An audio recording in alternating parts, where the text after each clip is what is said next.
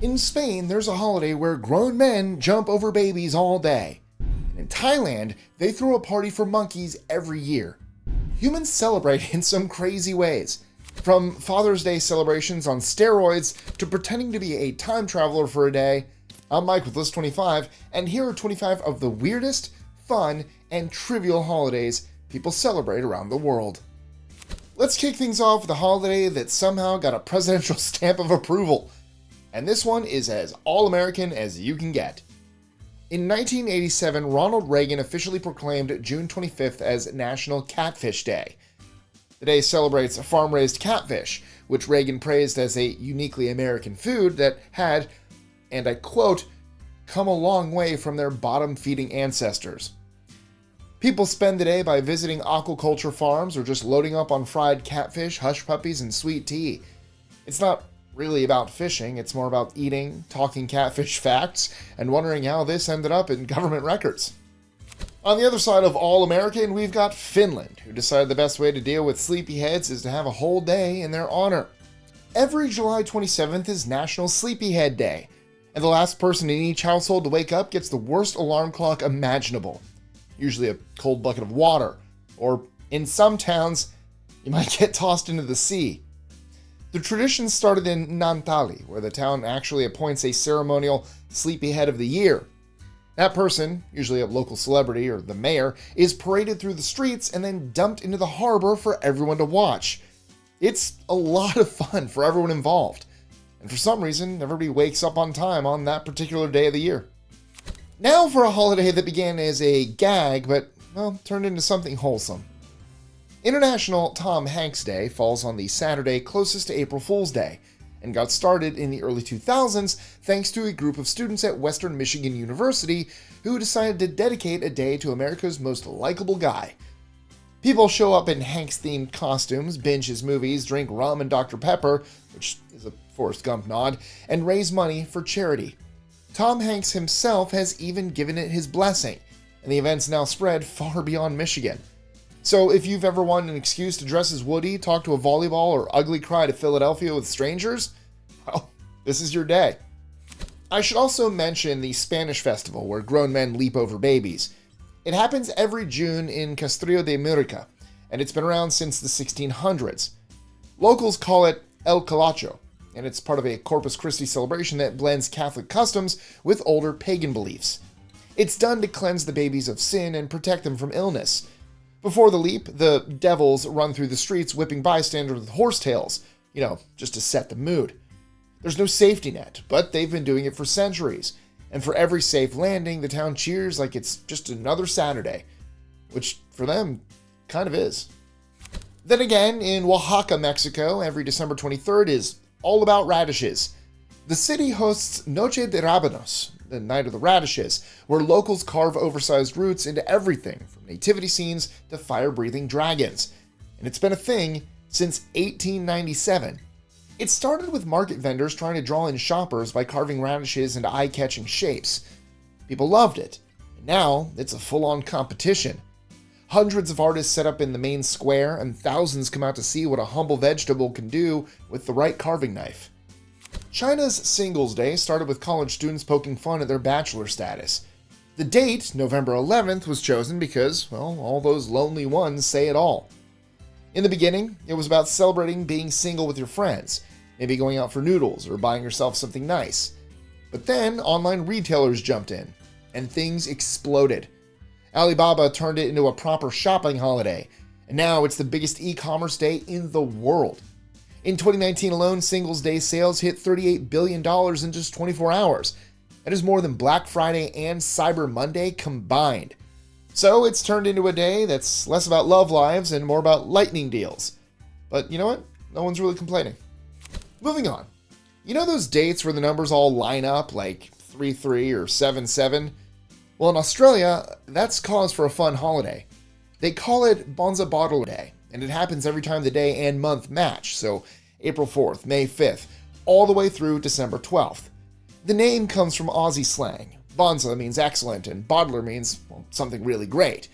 It was coined back in 1985 by a teacher who just wanted a reason to throw a party every month. Why do I hear Bill and Ted's Excellent when I read this? There's no official status or government backing, but fans toast the day with small parties, drinks, or just doing something fun. If the year matches too, like December 12th, 2012, well, it's a big one. Otherwise, it's just a good excuse to enjoy the calendar being a little too neat. Of course, not all holidays are about food or costumes. Galactic Tick Day, for example, was invented by space nerds who wanted to rejoice at the fact that our entire solar system is slowly orbiting the center of the Milky Way. I mean, why not, right? That journey takes about 225 million years, which is not exactly party-friendly. So instead, they broke it down. One tick equals about 1.74 Earth years. Despite the fact that it's not official science, it's still a fun excuse to remind yourself that you're spending your life on a ride that crosses the galaxy. The date floats depending on calculations, but when the calendar lines up with the next tick, followers commemorate it with watch parties, space trivia, or just posting about how small we really are. Alright, time to talk about the Japanese celebration where thousands of almost naked men wrestle for a stick.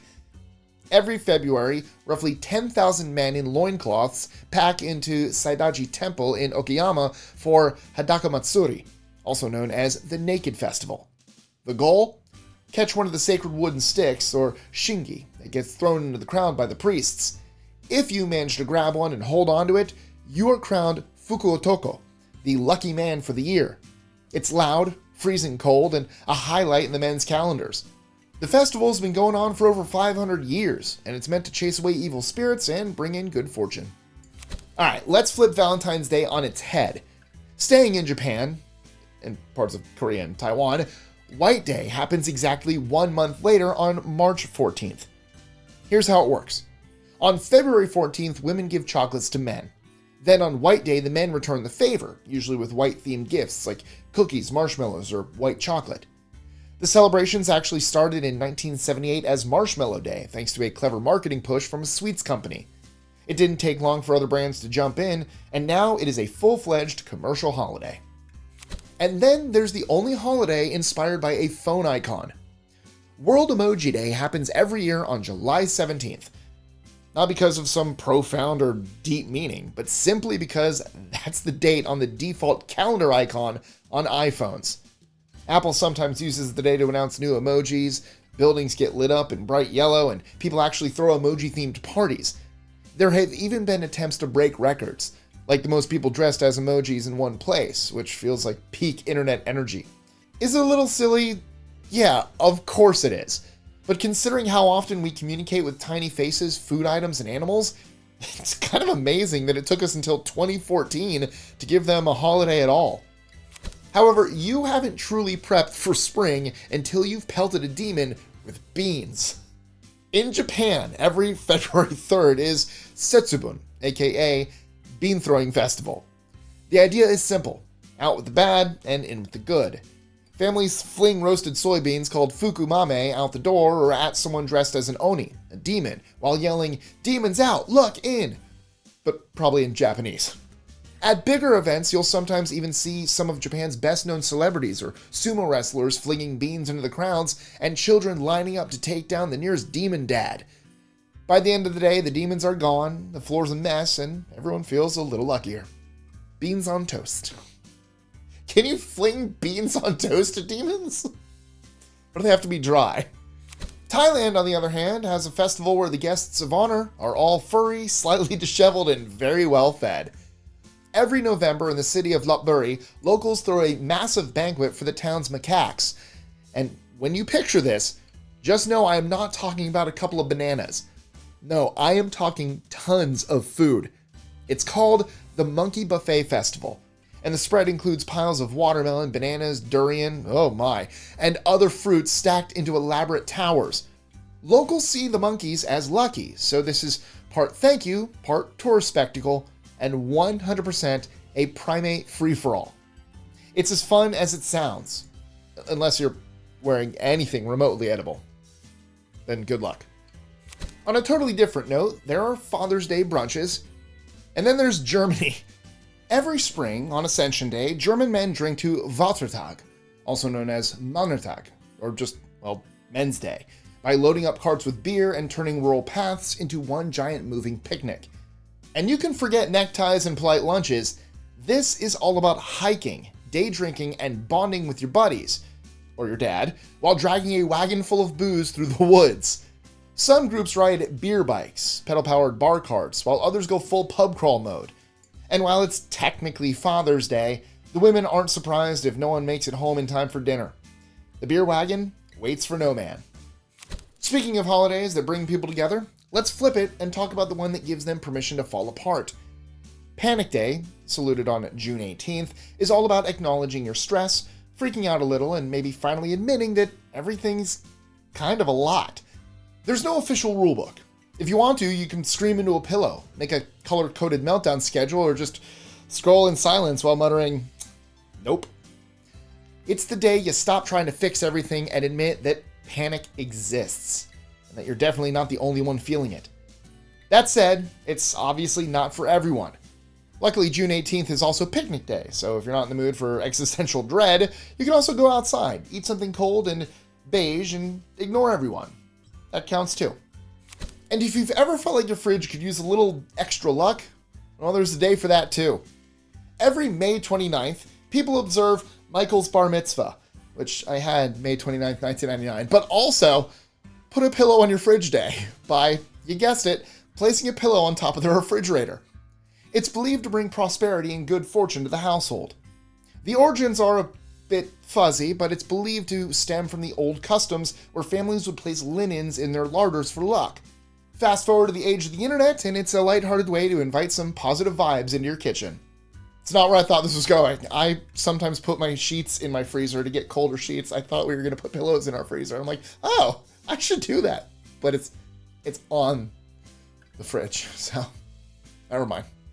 The next spot on today's list has been reserved for those who never grew out of their pirate phase. Or better yet, never tried to. If nobody's told you before, every September 19th is International Talk Like a Pirate Day.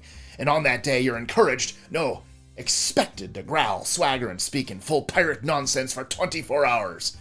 It all started as a joke between two friends in Oregon in the 90s, but went viral after a newspaper columnist wrote about it. Now it's a global event with themed parties, pirate pub crawls, and offices full of people saying "Avast" into their morning coffee. You could ignore it, or you could grab a hat, yell "Scallywag" and call it a personal growth. Totally up to you.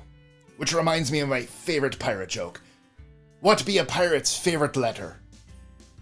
Ah, you might think it'd be R, but a pirate can never give up his love for the sea. I'm done now. Or am I? No, I'm done. There's also a holiday for people who have clearly run out of things to count. Count Your Buttons Day shows up every October 21st, and no one's actually sure why. There's no official origin story, no known founder, and no deeper objective. Just a gentle suggestion to stop what you're doing and count all the buttons in your life. 0. I'm done. Your shirt, your sewing kit, your jar of spares, it all counts. Some people even take it further, collecting rare buttons, trading vintage designs, or baking cookies shaped like them just for fun. Is it useful? No, not really.